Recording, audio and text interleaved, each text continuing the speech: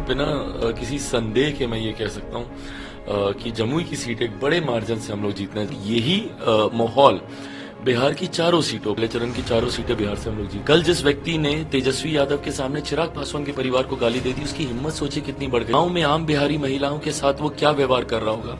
क्योंकि चिराग पासवान को जब गाली दी तब तो तेजस्वी यादव, मुझे लगता है एक तरफा माहौल है आज की तारीख में। अब वो प्रधानमंत्री, और खास तौर पर अगर आप जमुई का अगर आप जिक्र कर रहे हैं तो जमुई में तो मैं पूरे दावे के साथ कह सकता हूँ, वो प्रधानमंत्री जी का नाम हो, चिराग पासवान का काम हो, मेरे मुख्यमंत्री आदरणीय नीतीश कुमार जी की मजबूती हो, उपेंद्र कुशवाहा जी, जीतन राम मांझी जी का सहयोग हो, ये तमाम परिस्थितियां मिलकर जमुई में एक तरफा आज की तारीख में माहौल बना हुआ है। और बिना किसी संदेह के मैं ये कह सकता हूँ कि जमुई की सीट एक बड़े मार्जिन से हम लोग जीतने जा रहे हैं। और यही माहौल बिहार की चारों सीटों पर है। जिस तरीके से गठबंधन ने मजबूत होकर हम लोगों ने अपनी बातों को जनता तक पहुंचाया, और ये एक ईमानदार एकता गठबंधन की दिखी। आप देखिएगा इंडिया अलायंस ना के बराबर उनके नेता कहीं आए, सिविक राजद के नेताओं को छोड़ दें तो उसके अलावा कोई कांग्रेस का बड़ा नेता अभी तक, पहले चरण का प्रचार थम गया है, वोटिंग हो गई है, तो वोटिंग हो रही है, तो ऐसे में अभी तक कोई कांग्रेस का बड़ा नेता, वाम दलों का कोई नेता इस तरीके के कोई प्रचार में सक्रिय रूप से दिखे नहीं। स्वाभाविक भी है क्योंकि वो लोग जानते हैं कि ये चुनाव उनके लिए बहुत ज्यादा कठिन है, हर बार से ज्यादा कठिन है। तो इसीलिए पूरी उम्मीद, पूरा विश्वास है, पहले चरण की चारों सीटें बिहार से हम लोग जीत रहे हैं।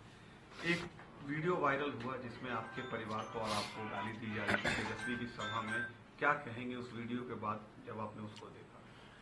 भाई ये तकलीफ देता है, दुख होता है, और दुख ज्यादा तब होता है जब मेरे छोटे भाई मंच पर होते हैं और उनके सामने मेरे परिवार के लोगों को इस तरीके से गाली दी जाती है और वो कवर अप करते हैं। मैंने सुना नहीं, छोटी बातों को तूल नहीं देना चाहिए, ये कतई छोटी बात नहीं हो सकती है। कोई एक आदमी मुझे बता दीजिए इस दुनिया में जिसकी माँ को गाली दी जाए और वो बोले कि ये छोटी बात है और ये इन बातों को मुझे तूल नहीं देना चाहिए। मैं कम से कम अपनी प्रतिक्रिया सदैव शब्दों में रख सकता हूं, इतना तो अधिकार है मेरे पास ना। मैं आपकी तरह या आपके कैडर की तरह मैं दबंगई हुड़दंगी नहीं करता हूं।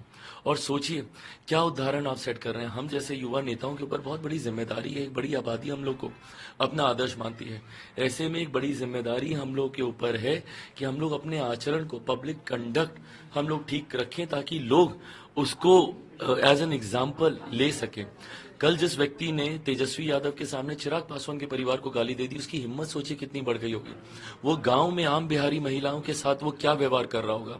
क्योंकि चिराग पासवान को जब गाली दी तब तो तेजस्वी यादव ने कुछ नहीं बोला, और उसके बाद कवर अप करना, ये कहना कि भाई कि हमने सुना नहीं और ये सारी बातें। अरे आप मंच पे थे, सामने थे, पोडियम के, कैसे नहीं सुना? जो कैंडिडेट है वो कह रही है कि ये प्री प्लान्ड था। आप बताइए कौन सा हिंदू संस्कृति, भारतीय संस्कृति वाला इंसान होगा जो अपनी माँ को गाली देने के लिए इन सारी चीजों को इम्प्लांट करेगा, प्लानिंग करेगा? कैसी बातें कर रहे हैं भाई। मेरे धैर्य का, मेरे संयम का वो इम्तिहान ना ले भाई। मैं बहुत धैर्य के साथ में आगे बढ़ा हूँ।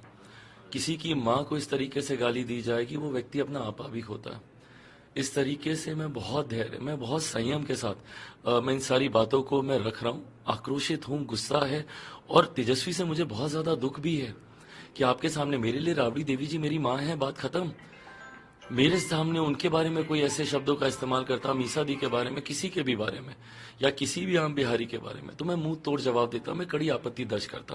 पर इस तरीके से खामोश रहकर आप बढ़ावा दे